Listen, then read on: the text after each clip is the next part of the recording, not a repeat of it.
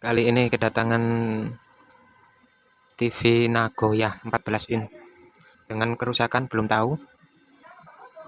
Oke, lama-lama kita coba menghidupkan. Kalau TV Nagoya yang seperti ini digital vision itu tombol powernya ada di samping seperti ini. Oke. Nah, ini tombol power.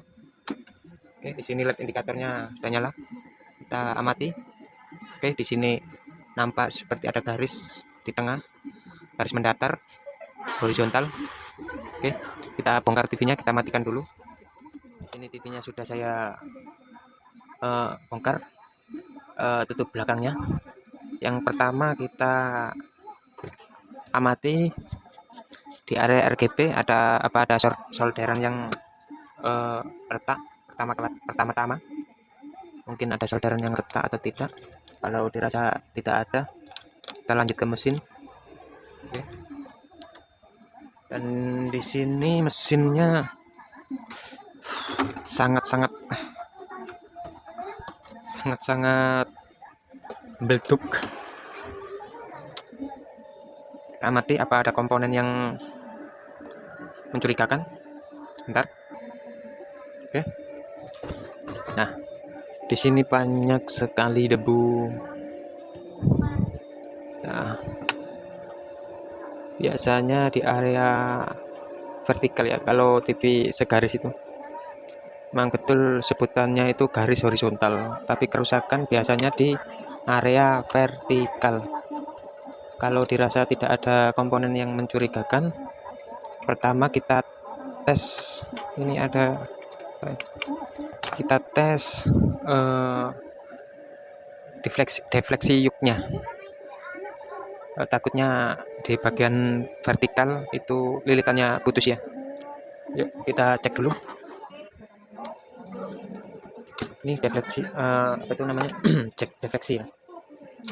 Ini cek defleksi, kita tes menggunakan ohmmeter digital. Oke, ohmmeter digital andalan. Kita posisikan di ohmmeter. Oke, di sini nampak 2,6 ohm. Kita geser sampai 0. Oke, udah. Probe merah masukkan ke sini atau langsung di area sanggul juga bisa. Kalau di sini sempit nggak masuk, kita cari kabel warna hitam sama kuning. Oke, di sini warna kuning dan di sini warna hitam. Oke, kita coba cek 4,7 ohm. 4,7 ohm. Kalau horizontal merah sama biru, dan di sini merah. Oke, 2,2 ohm. Lanjut pembersihan. Oke, rasa semua sudah agak bersih. Kita lanjut pengetesan komponen, maksudnya pengecekan komponen. Oke. Di sini itu saya mendapati ada 2 komponen yang mencurigakan. Sebetulnya itu nggak mencurigakan lagi. Sepertinya sih sudah wajib diganti. Oke. Di sini saya mendapati 2 buah kapasitor Miller ya. Itu kelihatan dari fisiknya itu pecah. Apakah itu penyebab TV menjadi garis horizontal? Saya belum tahu. Dan di sini tempatnya. Oke, saya tunjukkan. Oke, di sini satu, dan sebelahnya juga pecah. Kita lepas, kita tes menggunakan alat ukur kapasitor apakah resistannya berkurang atau malah drop ya. Oke, kita lepas dulu.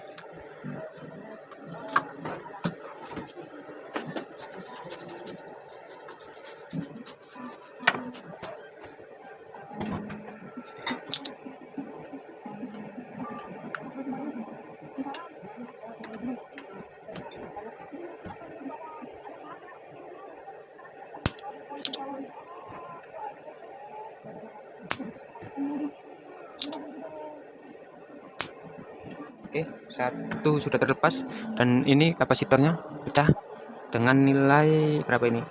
Sudah tidak ada, biasanya itu 471 2 kV biasanya.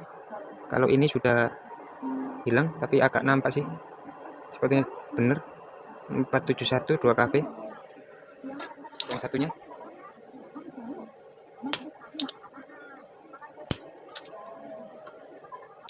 Oke, sudah lepas.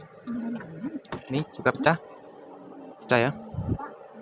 Ini nilainya 681 kayak.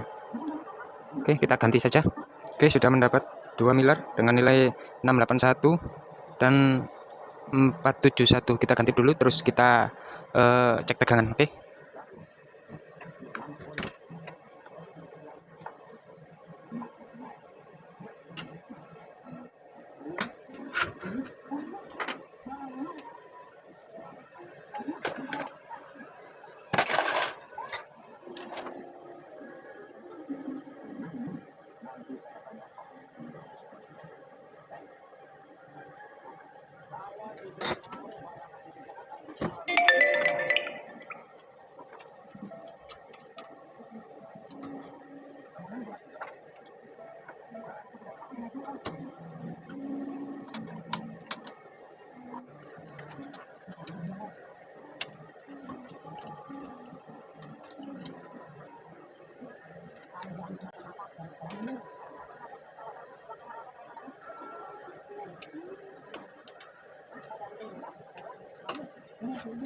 Selesai waktu pengetesan tegangan. Oke.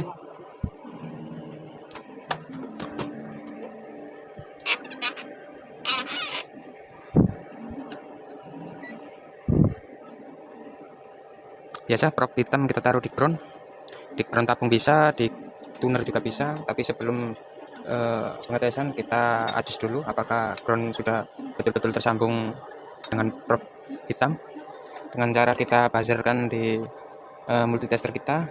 Misalnya kita bunyikan seperti ini. Oke, bunyi berarti ground sudah tersambung dan pengetesan tegangan dimulai. Oke, pertama di B+ 109 normal. Ini jalur B+, terus vertikal ada 28, jalur switch on off 10 volt normal, jalur IC audio 19 volt normal. Kita tes di area vertikal 28 masuk, 27 masuk, di vertikal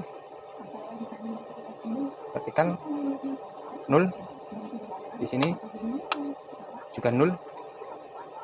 Berarti kita simpulkan, kita cari sebabnya kenapa bisa 0. Oke, sini ada elko punya 0. Oke, di bagian IC horizontal. Oke, baik. Oke, 0. Berarti kita ganti IC vertikalnya dulu. Oke, terlepas. Nah, kalau sudah terlepas, IC vertikal pecah bro. IC vertikalnya pecah bro. Penyebab, kita cari penyebabnya IC vertikal bisa pecah. Oke, lanjut. Tadi sudah saya ganti IC vertikal yang pecah tadi, yang ini. Terus juga saya ganti, ada beberapa elko yang resistensinya sudah menurun. Itu ini dia. Ini ada beberapa elko yang 1000 volt, 470 volt, terus ini yang 470 volt lagi, ini 100 volt, 100 mikro, dan tadi juga ini 100 mikro, dan ini 4,7 mikro. Dan ini berhubungan dengan IC vertikal. Juga ada yang tadi berapa ya? 470 itu sampai kosong. Padahal kalau dilihat dari fisiknya itu kelihatan bagus, ada yang mencurigakan, tapi setelah dites menggunakan alat tes khusus elko ini, itu terbaca kalau kapasitasnya sudah menurun. Jadi saya gantikan, dan akhirnya TV kita coba saja langsung. Oke. Di situ nampak di depan layar ada kaca untuk memantulkan gambar di tabung. Oke, saya mulai. Oke, TV sudah nyembur dan di depan layar sudah membuka gambar. Dan di sini kita tes ulang voltasenya. Untuk B plus 109, IC vertikal 27, IC untuk switch on off, maksudnya TR on off 11, IC suara 20. Oke. Dan di sini terlihat layar kurang lebar ke atas ke bawah ya. Di situ bisa kita adjust menggunakan faktor mode. Di sini kasus TV pecah vertikal sudah terselesaikan dengan mengganti yang sudah pasti IC vertikal yang pecah. Terus ada beberapa elko pendukung IC vertikal yang kapasitasnya menurun. Jadi kesimpulannya TV ini dari penyebabnya IC vertikal pecah, ada beberapa elko di jalur-jalur kaki vertikal, ada yang resistannya menurun atau ada juga yang sudah habis. Jadi kalau menemui kasus IC vertikal jebol terus atau setelah penggantian IC vertikal yang baru masih saja ada garis mendatar, itu lebih baik di jalur kaki-kaki vertikal itu semua elko dites ulang. Jadi alangkah baiknya bila kita mempunyai alat tester khusus elko. Saya juga ada multitester yang analog, cuma ini saya gunakan cuma buat tes alat ukur kayak tes dioda atau tes apalah yang nggak penting gitu. Maksudnya ya penting, cuma kan nggak terlalu penting seperti ini multitester digital.